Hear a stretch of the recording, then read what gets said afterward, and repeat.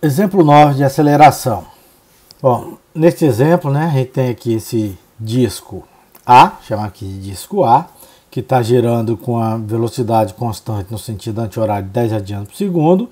E aqui, ó, nesse ponto B, né, tem esse pino que está preso nesse disco A.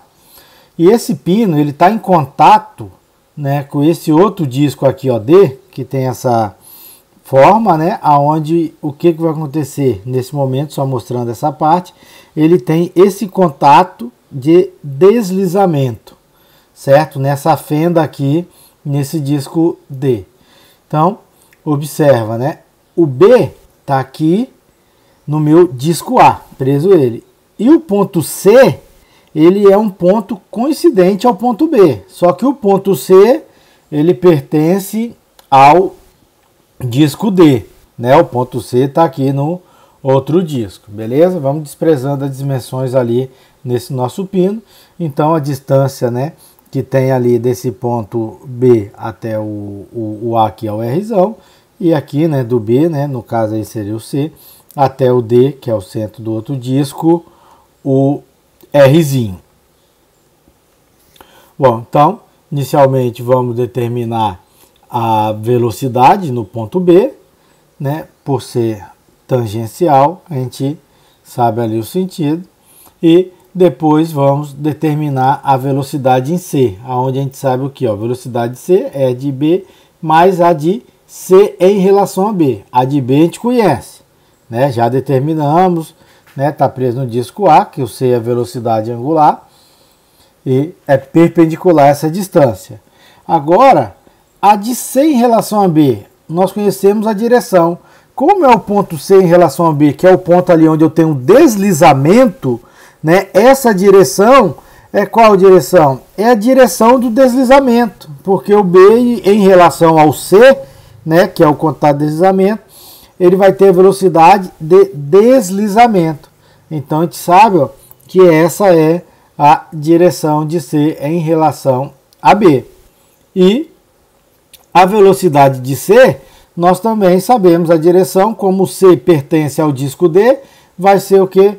Perpendicular, né, à trajetória dele ali, curvilínea. Então, dessa forma, né, para a nossa equação, fazendo a soma vetorial, já que temos o vetor B da velocidade B conhecida, as outras duas direções, fazendo a soma de B mais o de C em relação a B, a gente acha a velocidade de C, né?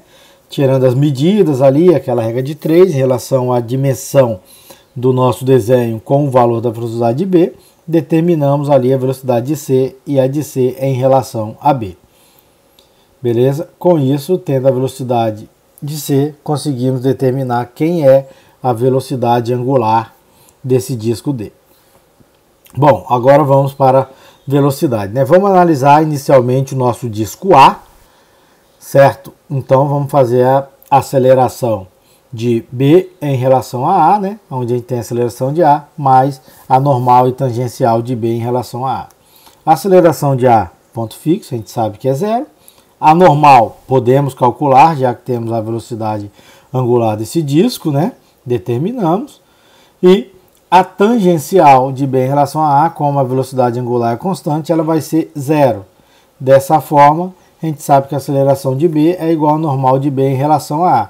E a normal de B em relação a A, o sentido dela é de B em direção a A, né? Que é a aceleração normal que mantém a trajetória curvilínea.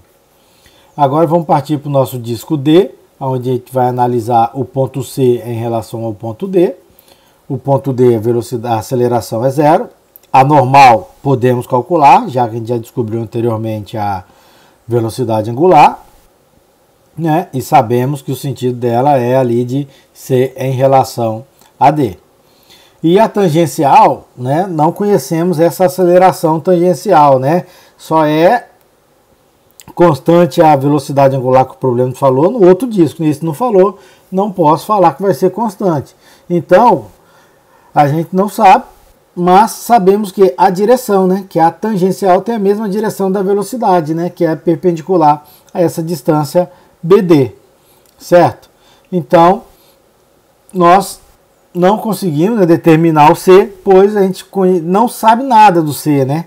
Então não posso afirmar qual que é a direção dessa minha aceleração. Então, para isso, nós vamos analisar agora quem? O contato dos discos, né? Ali, ó. Vamos analisar a aceleração de B em relação à aceleração de C. Então, a aceleração de C é igual a de B mais a de C em relação a B normal, a tangencial. E agora, né, como eu tenho esse contato ali, o deslizamento, esse meu raio não é fixo, né? Então, ele não é constante, então a gente vai ter também a aceleração de Coriolis. Bom, a de B nós já determinamos anteriormente, conhecemos a aceleração de B. A normal, né, de C em relação a B, tem aceleração normal? Não, por quê? Porque é um deslizamento retilíneo, então não tem normal. E a tangencial? Opa, é um deslizamento retilíneo, então essa aceleração tangencial, na verdade, ela é o quê? Na direção desse deslizamento. Né? É a mesma direção da velocidade de C em relação a B, que eu estou analisando o contato agora. E a de Coriolis a gente pode determinar, né, utilizando aí a nossa equação, 2 vezes a velocidade angular no disco D, vezes a velocidade de C em relação a D, né, onde a gente consegue calcular. Só que, qual que é o sentido, a direção dessa minha aceleração de Coriolis, né? Já falamos no anterior, é o que? Obtém-se a direção da aceleração Coriolis girando o vetor velocidade, né? Essa velocidade de C em relação a B, né? A velocidade relativa, de 90 graus, no sentido do giro do sistema móvel. Então, ó, a minha aceleração de Coriolis, ó, vai ser nesse sentido, né? Porque a velocidade de B em relação a C, a gente viu aqui, deixa eu voltar aqui um pouquinho rapidinho, né? A gente tem ela nesse sentido aqui, ó. Beleza? Então, rotacionando, né? A gente vai determinar ali, ó, os 90 graus, né? Que eu vou ter a nossa de Coriolis. Certo? Então, agora a gente vai igualar as duas equações, né? Porque nessa aqui a gente também não consegue determinar aqui, ó, a de C, porque eu tenho somente a direção da tangencial, as outras duas eu conheço. Então vamos trabalhar com essas duas equações, sabendo que a aceleração normal de CD é zero, a de D também é zero, igualando as duas equações, né, de C, a gente vai ter o que, ó, essa relação aqui, né, equação vetorial. Então, desta forma, vamos montando, ó, a aceleração normal de C em relação a D, que a gente conhece, e agora é somar com quem? Com essa tangencial. Só que a gente não sabe quem é essa tangencial. Então, vou colocar o que? A direção, que a gente só conhece a direção, igual. Então, se é igual, agora eu vou continuar o que? A soma vai começar pelo outro lado aqui da minha normal, ó. A aceleração de B, que eu conheço, depois a tangencial C a direção, então eu vou deixar sempre por último as que eu conheço a direção. Eu vou entrar com a de Coriolis, que a gente conhece, e por último entra aqui, ó, a nossa direção tangencial.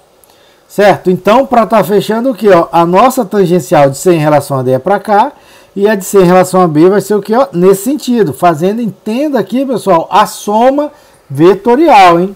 Então, ó, essa aqui são as três que a gente tem, ó. Só que como está somando essa tangencial, ó, ela vem para cá, e a outra tangencial desta forma. Então, da mesma forma, fazendo aquela relação das dimensões do desenho com as acelerações que conhecemos o valor, né, em metros por segundo ao quadrado, a gente determina através das regras de 3 a tangencial de CD e a tangencial de CB.